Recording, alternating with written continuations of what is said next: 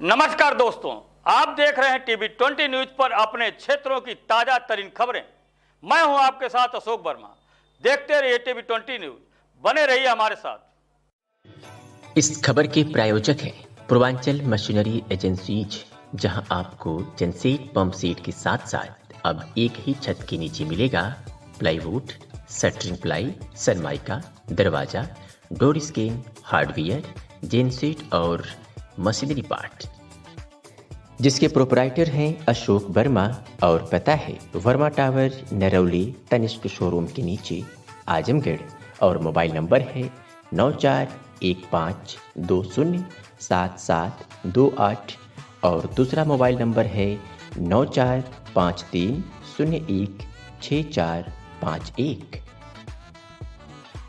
खबर अम्बेडकर नगर से, जहां जनपद पर पहुंचे युवा कल्याण एवं खेल मंत्री गिरीश चंद्र यादव ने जनपद में भ्रमण के दौरान कार्यकर्ता के आवास पर प्रधानमंत्री नरेंद्र मोदी के मन की बात को लाइव आकर प्रसारण सुना और 20 इन्वेस्टर समिति पर 60 फिल्म बनकर प्रसारण कार्यक्रम के साथ विभिन्न प्रकार की लाभार्थी परक योजनाओं के वितरण कार्यक्रम में शामिल हुए।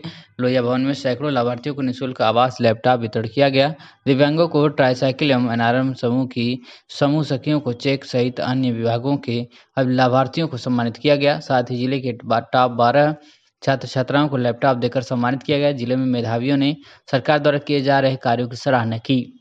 वहीं कार्यक्रम के अंत में दिव्यांग बच्चों को ट्राईसाइकिल वितरण के दौरान बच्चों को स्पर्श करने के बजाय अद्भुत तरीके से माला फेंक कर स्वागत सम्मान प्रभारी मंत्री द्वारा किया गया। पत्रकारों से मुखातिब होकर कहा कि पहले यूपी में गुंडा माफियाओं के चलते कोई उद्यमी यूपी में उद्योग लगाने से डरता था, लेकिन अब नहीं। और क्या कुछ हम मीडिया से बात करते सुन।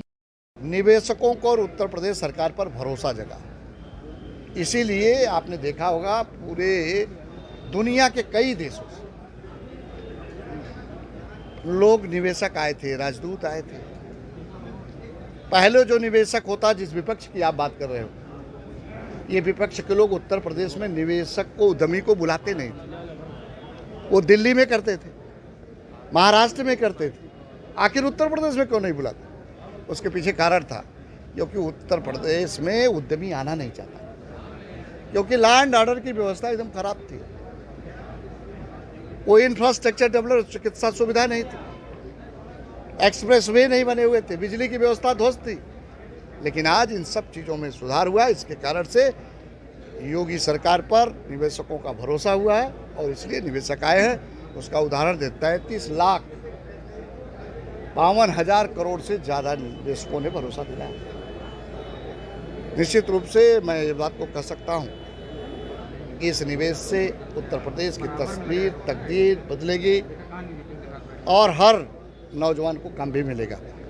सर इस समय नेहा सिंह राठौर को नोटिस भेजा गया है, अम्बेडकर की बहू है, क्या नहीं लगता कि नोटिस के मामले से भेज कर उनके, देखिए, हर चीज़ की विधिक कार्रवाई होती है सर, जो भी विधिक होगा, न्याय संगत होगा, उत्तर प्रदेश सरकार वही कार्रवाई करती है। सर आप लोग कानून सर, तो दिव्यांग बच्चों को वापस कर दिया गया है आने के बाद, उसमें आप नहीं, कोई दिव्यांग बच्चों को वापस नहीं किया। 2 बच्चों को वापस नहीं, कोई नहीं, किसी को वापस नहीं किया गया।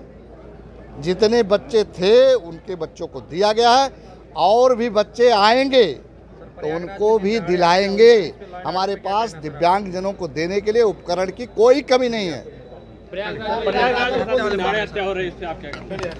मैंने मुख्यमंत्री जी ने अभी प्रयागराज की घटना पर इस बात का उल्लेख किया है कि जो भी अपराधी है उसके खिलाफ कार्रवाई होगी, उसको किसी भी कीमत पर छोड़ा नहीं जाएगा।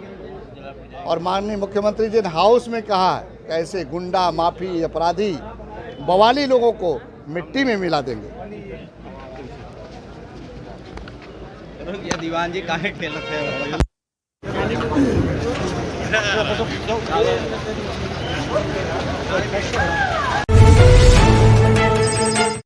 हमले में उमेश पाल और उनके एक गनर की मौत हो गई थी। वहीं मृतक गनर संदीप निषाद पुत्र संतराम निषाद, जिसकी उम्र 26 वर्ष, आजमगढ़ जिले के अरौलिया थाना क्षेत्र के विसईपुर गांव का रहने वाला था। संदीप का शव शनिवार की शाम को प्रयागराज में पोस्टमार्टम के बाद आजमगढ़ पैतृक गांव में देर रात को पहुंचा। परिवार के एक सदस्य को सरकारी नौकरी और 50 लाख रुपए मुआवजे की मांग कर रहे हैं। अधिकारियों के भरोसा देने के बाद रविवार को सुबह पुलिस के ट्रक में पार्थिव शरीर रखकर शव यात्रा निकाली गई। इसमें सैकड़ों की संख्या में गांव व आसपास के लोग मौजूद रहे। इस दौरान जब तक सूरज चांद रहेगा, संदीप तेरा नाम रहेगा और अमर रहे के नारे लगाए गए। संदीप केशव का अंतिम संस्कार फूलपुर क्षेत्र के दुर्वासा धाम पर राजकीय सम्मान के साथ किया गया। इससे पूर्व जब से घटना की सूचना परिजनों को मिली थी, यहाँ पर मातम छाया हुआ था। वही मृतक संदीप का परिवार बेहद ही गरीब है। संदीप का विवाह 2 वर्ष पूर्व हुआ था और 1 वर्ष पूर्व से ही वह उमेश पाल की सुरक्षा में तैनात था। मृतक संदीप के 2 भाई दीपचंद व प्रदीप और 1 बहन संगीता हैं, जिसमें संदीप का छोटा भाई प्रदीप अभी अविवाहित है। बाकी सभी लोगों का विवाह हो चुका है। मृतक संदीप की मां समुद्रा देवी का रो कर बुरा हाल है। दिन में पूर्व प्रधान चिलेदार सिंह ने बताया कि अभी कुछ ही दिन पहले संदीप यूपी पुलिस भर्ती में भर्ती हुआ था कि उसकी हत्या कर दी गई। स्थानीय लोगों की मांग है कि परिवार के किसी भी एक सदस्य को सरकारी नौकरी दी जाए, जिससे परिवार की आर्थिक स्थिति में सुधार हो सके। समाजसेवी लक्ष्मी चौबे ने बताया कि मृतक संदीप के दोनों भाई पढ़े लिखे हैं। दोनों भाई अभी तक बेरोजगार हैं। परिवार के सामने भरण पोषण की समस्या है। यदि सरकार आर्थिक मदद के साथ साथ परिवार के एक सदस्य को नौकरी दे दे तो परिवार के भरण पोषण में कोई समस्या नहीं आएगी। मीडिया से बातचीत करते हुए क्या कुछ कहा स्थानीय लोगों ने और संगीता आजाद सांसद ने, आप सुनिए।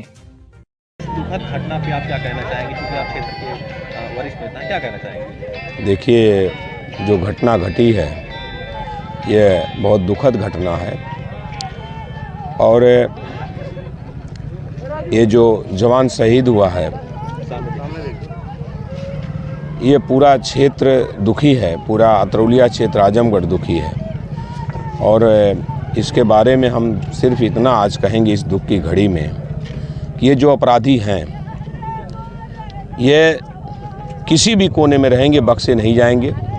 पूज्य योगी आदित्यनाथ महाराज जी ने सदन में कहा है कि हम इनको मिट्टी में मिला देंगे और आज ये पूरा क्षेत्र मर्माहत है। आप देख रहे हैं, हर घर से, हर वर्ग के लोग, हर समाज के लोग, पूरा क्षेत्र रो रहा है। और यह घटना जो आज सारे लोग यहाँ आए हैं, सभी लोगों का आप देख रहे हैं, करुण क्रंदन हो रहा है। सारी माताएं बहनें, पूरा क्षेत्र रो रहा है, सारे लोग आए हुए हैं। और यह अब जब प्रदेश के हमारे मुखिया माननीय योगी जी ने कह दिया है कि हम उनको बख्शेंगे नहीं, और जिस तरह से कार्रवाई शुरू हो गई है, मुझे आशा और उम्मीद है कि जल्द सारे के सारे अपराधी जेल के अंदर होंगे और कड़ी से कड़ी कार्रवाई होगी। अच्छा सर, आपकी सरकार है केंद्र में और प्रदेश में। जी जी। परिवार को जिस तरह से क्षति हुई है, कमाने वाला एक ही आदमी जी, था, क्या कहेंगे आप उसके लिए अपने सरकार से? देखिए, यह सरकार अपराधियों के खिलाफ निरंतर कार्रवाई हो रही है, निरंतर कार्रवाई हो रही है। महाराज जी ने सदन में कहा है कि ये अपराधी जो हैं हम एक एक करके इनको मिट्टी में मिलाएंगे और अब इनका दिन तय हो चुका है। जो लोग भी इसमें शामिल हैं उनको महाराज जी बयान दे चुके हैं, जो हमारे प्रदेश के सूबे के मुखिया हैं और सदन में कहे हैं, और मैं ज़्यादा कुछ नहीं कहना चाहता। संगीता आजाद हूँ, मैं लालगंज की सांसद हूँ यहाँ से। और एक घटना काफ़ी दुखद है, बहुत ही पीड़ादायक घटना है ये। और परिवार के प्रति, उनकी धर्मपत्नी के प्रति मेरी गहरी संवेदना है।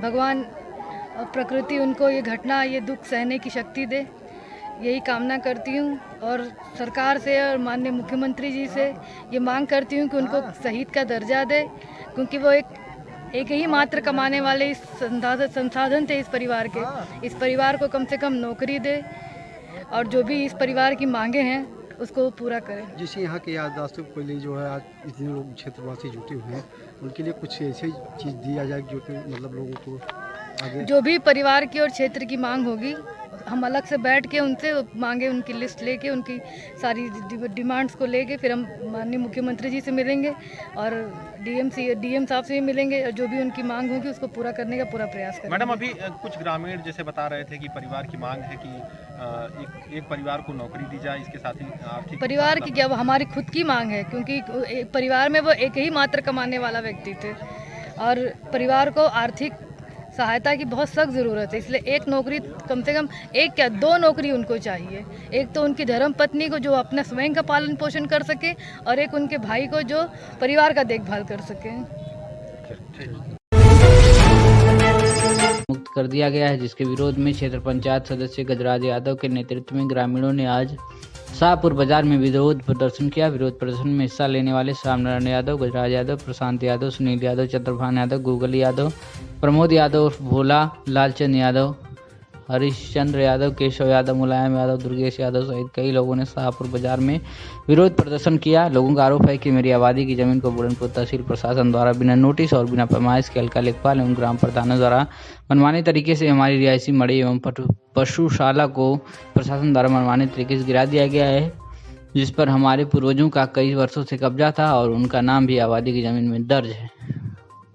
और इन्होंने कहा कि ग्रामीणों ने आरोप लगाया है कि बिना हमारे सुने हल्का लेखपाल द्वारा पुलिस प्रशासन के दब पर हमारी जमीन से कब्जा मुक्त कर दिया गया है। हम ग्रामीण की इसकी लड़ाई सड़क से लेकर सदन तक लड़ेंगे।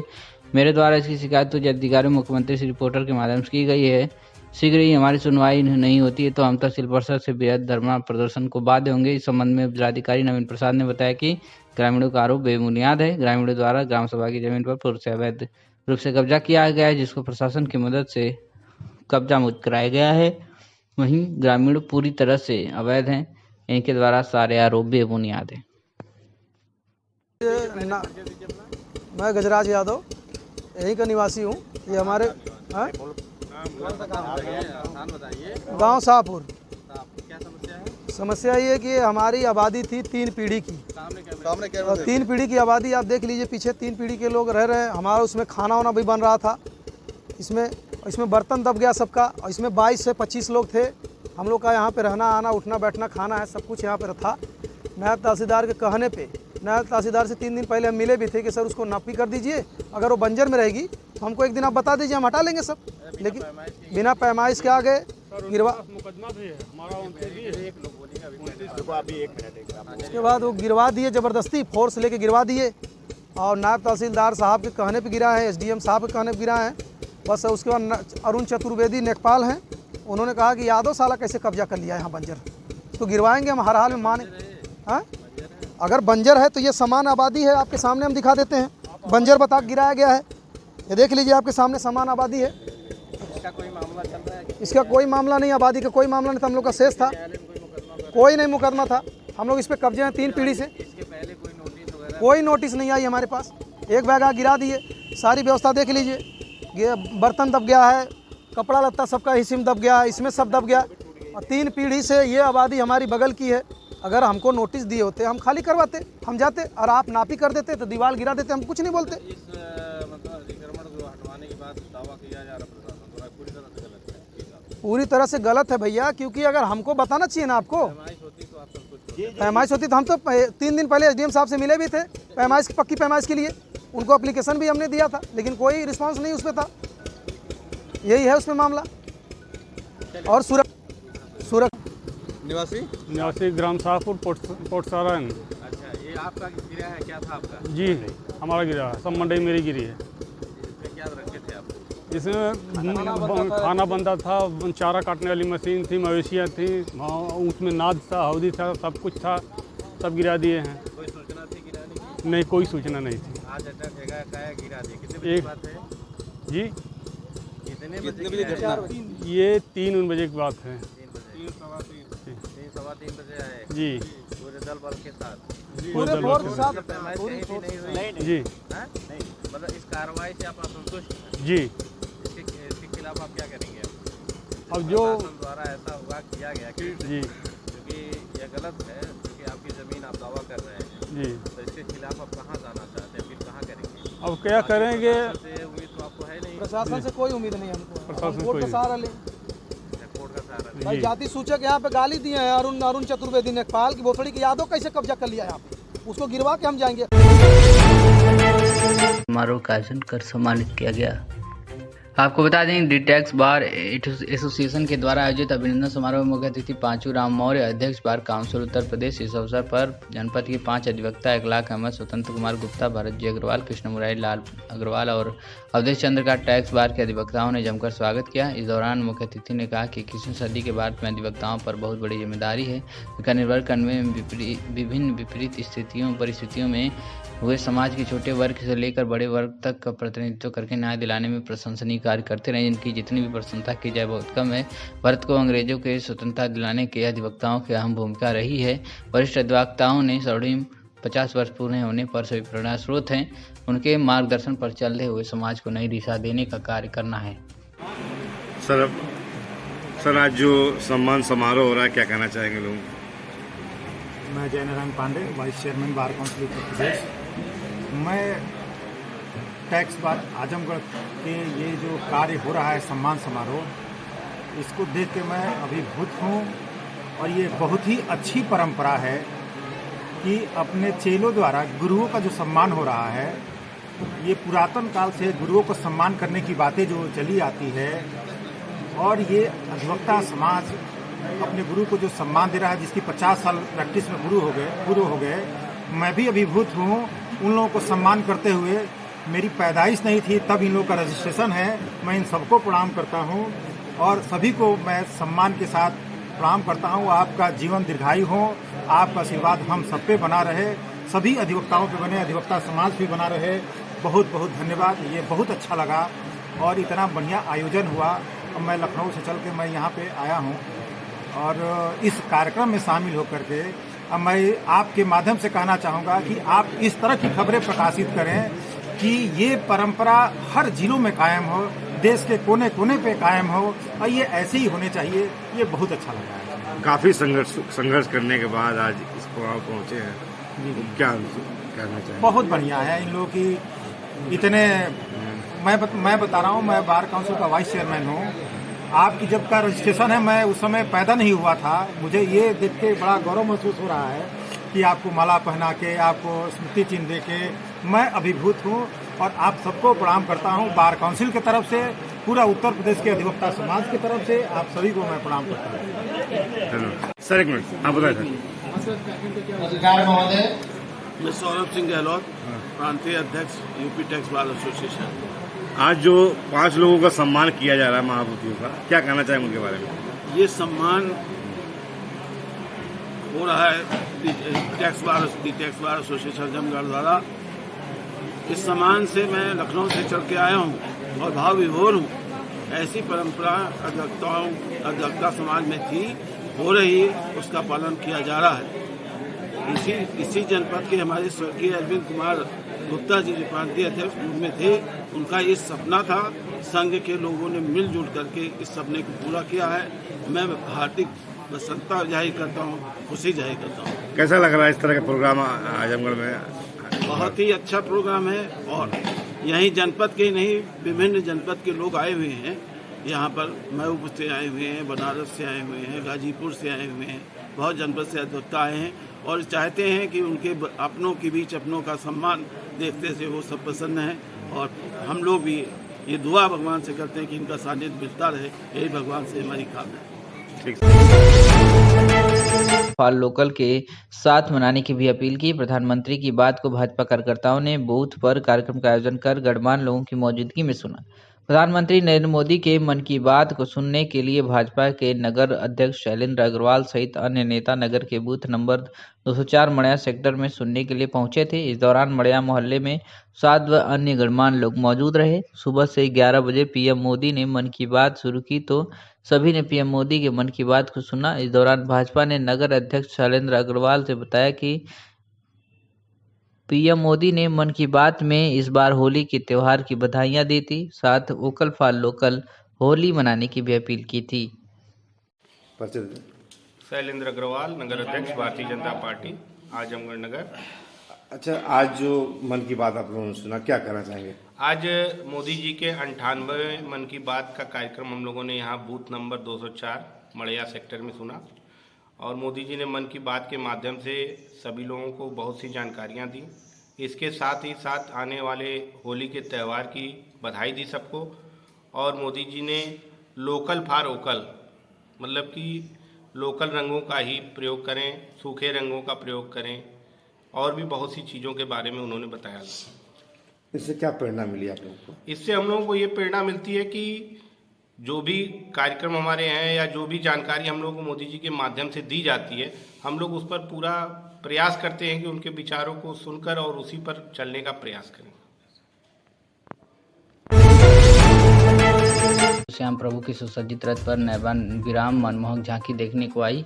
वहीं दिल्ली से कलाकार द्वारा सजाई गई थी। वैसे तो होली में अभी हफ्ते भर का समय है, लेकिन आज नगर की सड़कों पर होली का माहौल लोगों को देखने को मिला, जिससे निशान यात्रा गुजरती सड़कें अबीर गुलाल के सराबोर हो जाती हैं एवं होली एवं श्री राम प्रभु के मनमोहक गीतों पर भक्तगण अबीर गुलाल उड़ाते हुए दूसरी तरफ महिला पुरुष बच्चों के हाथ में निशान हुए इस प्रकार झूमते नाचते चल रहे थे। गाजे बाजे के साथ निकाली गई थी निशान यात्रा मारवाड़ी धर्मशाला से आरंभ होकर जमा मस्जिद, पुराने कोतवाली चौक, मातबरगंज, बड़ादेव होते हुए विनानी गार्डन पहुंची। इसी बीच श्रद्धालुओं द्वारा जगह जगह भक्तों के लिए जनपाल की व्यवस्था की गई। इस मौके पर निशान यात्रा में शोभित अडुकिया, अभिषेक खंडेलिया, सौरभ डालमिया, मोनू अग्रवाल, अजित रुंगटा, शंभू जालान, प्रत्युष डालमिया, अशोक रुंगटा, आशुतोष रुंगटा, मानस आशु गोयल, प्रदीप बैसरिया, अरुण लुंगटा, संजय डालमिया, योगेश शर्मा, अनमोल शर्मा आदि सैकड़ों सहित महिलाएं बच्चे उपस्थित रहे थी। मीडिया से बातचीत करते हुए क्या कुछ कहा स्थानीय लोगों ने, आप सुनिए। रोनापार थाना क्षेत्र के अंतर्गत बगावर गांव में क्षेत्र के पास एक बिजली खंभे पर लटका हुआ शव मिलने से क्षेत्र में सनसनी मच गई। सुबह टहलने निकले ग्रामीणों ने शव को देखा तो इसकी सूचना पुलिस को दे दी। सूचना पाकर पुलिस मौके पर पहुंची। रोनापार पुलिस ने शव को कब्जे में लेकर पोस्टमार्टम हेतु भेज दिया और घटना की छानबीन में जुट गई है। वहीं शव की पहचान अभिषेक कुमार पुत्र जगधारी राम, गाँव महुलिया, थाना बिलारियागंज, जनपद आजमगढ़ के रूप में हुई है। मृतकों के परिजनों ने हत्या की आशंका जताई के लोगों द्वारा किया गया।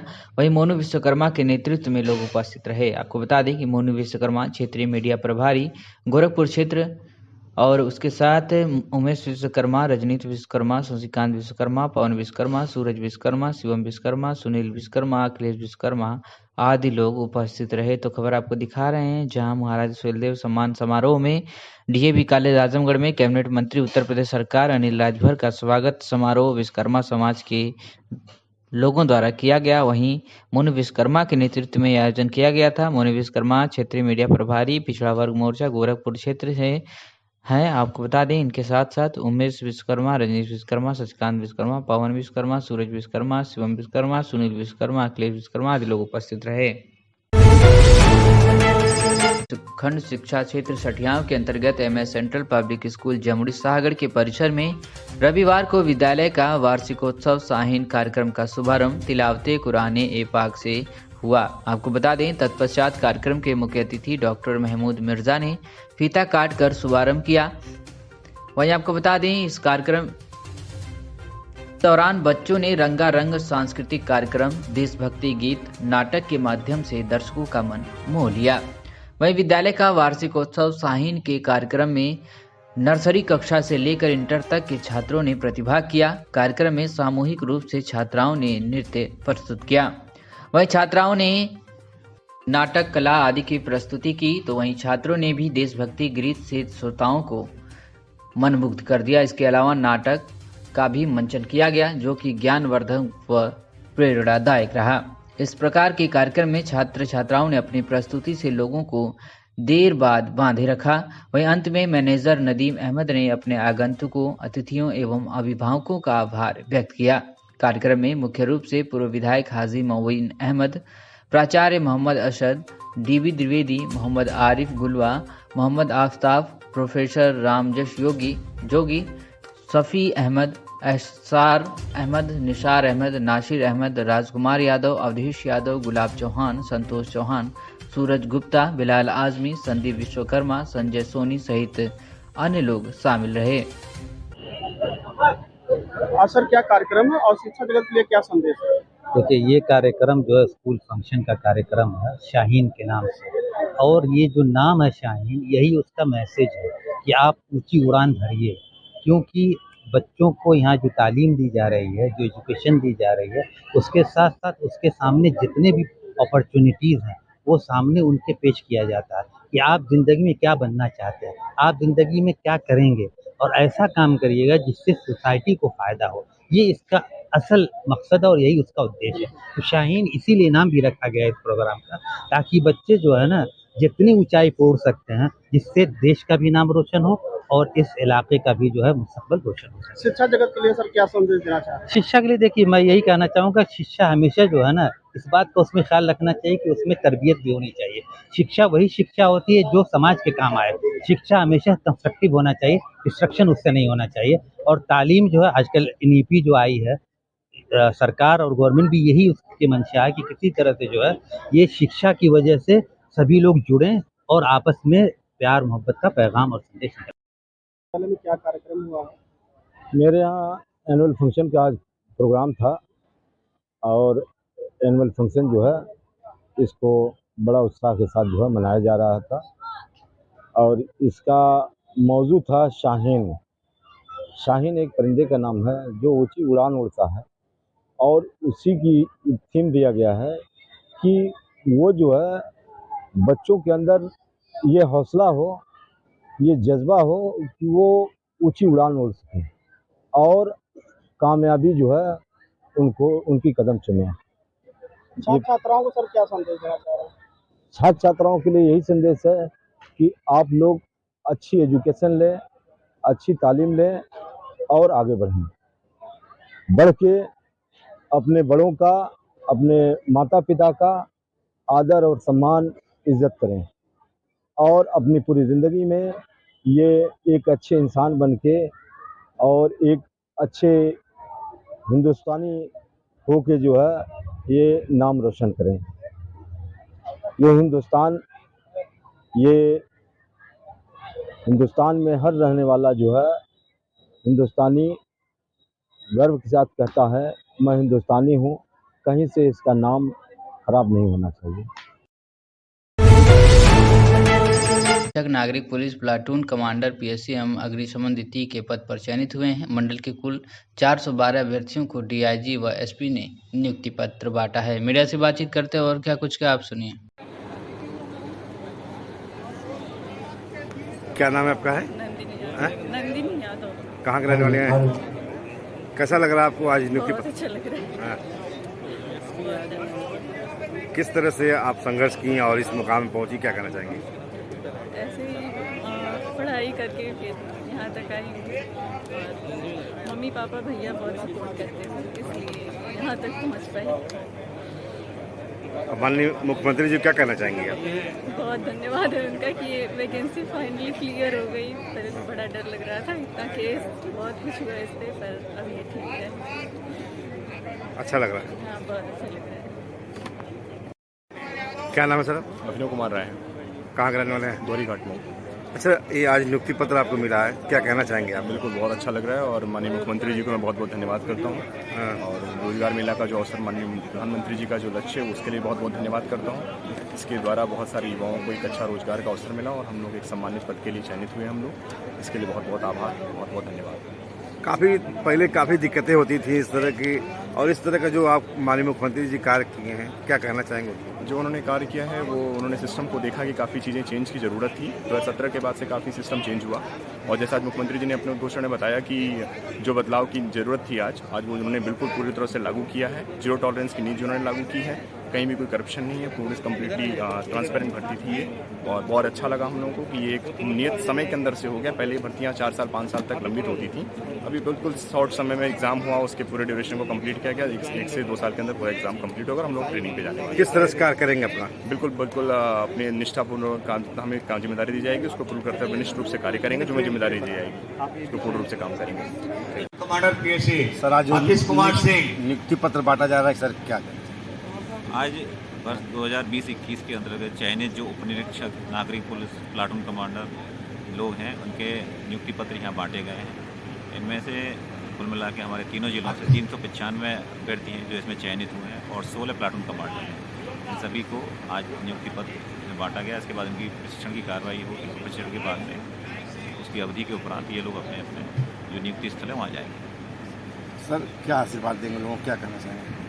जिस तरह की निष्पक्ष की भर्ती हुई है उसी तरह से अपने जीवन में ये लोग निष्पक्षता से काम कर रहे हैं और ईमानदारी के साथ काम करें तो जो प्रदेश में कानून व्यवस्था है इनके कंधों मजबूत कंधों पर सक्षम बनी रहेगी और सबको न्याय मिल सकेगा। तो इनको यही है कि आप बिल्कुल निष्पक्ष होकर, निर्भीक होकर काम करें और जनता के भले के लिए कार्य करें।